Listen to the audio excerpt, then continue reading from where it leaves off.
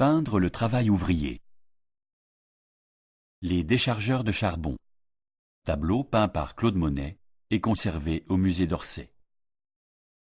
Le coltineur de charbon. Tableau peint par Henri Gervex et conservé au Palais des Beaux-Arts de Lille. Le charbon s'identifie, pour ainsi dire, avec la première révolution industrielle. Importé d'Angleterre ou d'Allemagne, ou extrait dans les bassins miniers du nord et du centre, le charbon est transporté en partie vers la capitale, essentiellement par péniche. Dans les années 1870-1880, il est encore d'usage courant de faire davantage appel à la force humaine qu'à des grues mécaniques pour assurer le transbordement du charbon. Le déchargeur, le coltineur, fait partie des métiers encore extrêmement nombreux qui relèvent de la manutention, métier au contact des anciennes habitudes artisanales et du nouveau monde industriel. Tout ou presque oppose ces deux tableaux dans leur conception et leur destination.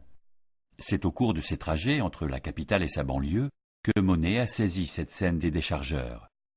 Pour sa part, Gervex est un peintre très en vogue dans les années 1880.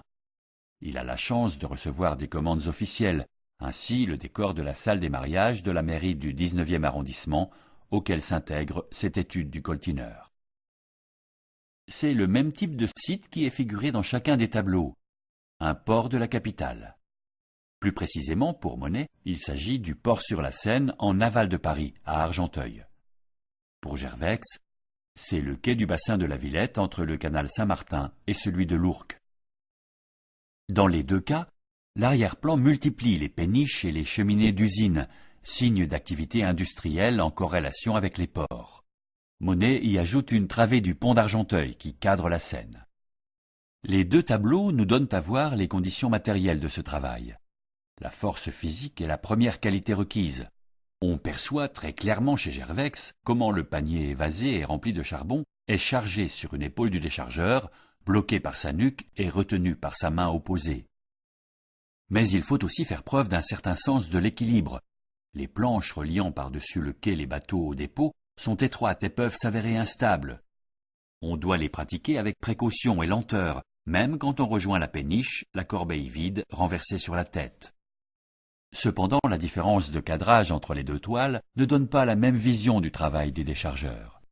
Chez Monet, le contre-jour et le cadre large permettent de saisir essentiellement les va-et-vient des hommes. Pour Gervex, la concentration du peintre sur un seul déchargeur laisse voir la tenue de celui-ci, pantalon, torse nu et chapeau, et fait sentir la lourdeur du panier de charbon et la saleté qu'il provoque. Tout cela est confirmé par les dimensions de chaque œuvre. Le petit format et les déchargeurs de Monet réduits à de minces et courtes silhouettes s'opposent à la stature monumentale du coltineur de Gervex, destiné à rejoindre un grand décor républicain. Ces deux tableaux traduisent l'intérêt porté à la réalité sociale par les peintres de cette génération, qu'ils soient impressionnistes et marginalisés comme Monet, ou comme Gervex, peintre reconnu et chargé de commandes publiques. Pourtant, tous les paramètres plastiques laissent entrevoir la véritable passion de Monet. La lumière. C'est ces jeux qu'il aime interroger et peindre. Ils maintiennent les déchargeurs à distance. Gervex paraît bien plus proche d'eux. Pourtant, son réalisme ne cherche pas à déplorer la dureté de leur travail, mais à exalter la valeur du travail accepté malgré sa pénibilité.